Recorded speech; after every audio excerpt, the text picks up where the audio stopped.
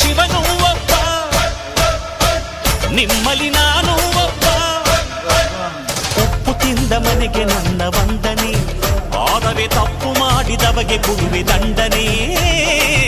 ಅಣ್ಣಯ್ಯ ತಮ್ಮಯ್ಯ ನಂಜುಂಡೇಶ್ವರ ನಾನಯ್ಯ, ಕನ್ನಡ ಕುಲಕ್ಕೆ ನಾನೆಂದು ಸ್ವಂತ ಕಣಯ್ಯ.